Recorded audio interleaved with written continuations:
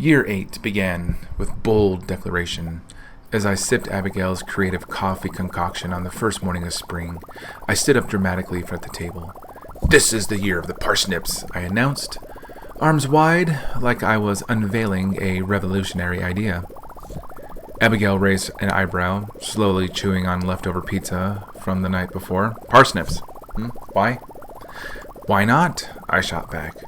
"They're quick to grow, profitable, and honestly, I'm just curious what would happen if we only grew parsnips."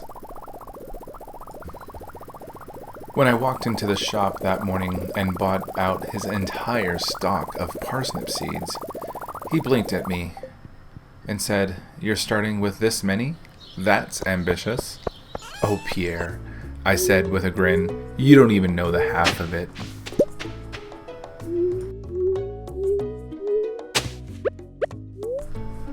By the end of day 2, the fields were tilled and ready, and I had already planted so many seeds, and by day 3, I had planted even more seeds that even my cat gave me a concerned side eye.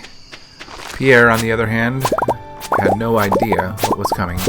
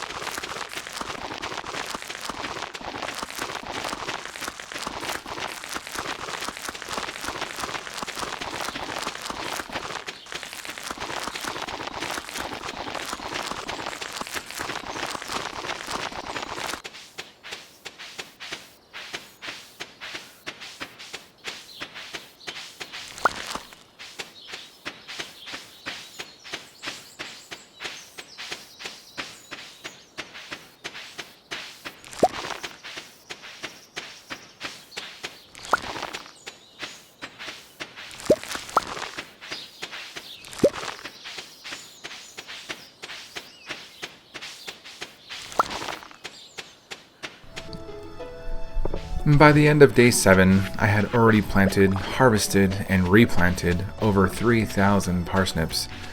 The fields were a blur of white root and green leaves, and every muscle in my body screamed for mercy. Even Pierre was starting to catch on. "You're back again?" he asked when I walked in yet for another restock. I gave him a sly grin. "Pierre, this is only the beginning."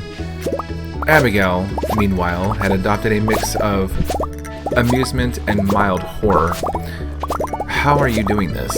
she asked one evening, watching me stumble into the house with dirt smeared across my face. "Pure willpower," I muttered, collapsing into bed.